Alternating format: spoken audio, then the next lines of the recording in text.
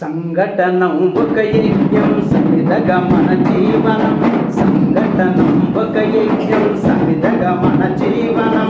భరతమాత పాదాలకు మువ్వలం, ఆమె మోపు పైన చిరునవ్వులం. ఓ భరతమాత పాదాలకు మువ్వలం, ఆమె మోపు పైన చిరునవ్వులం.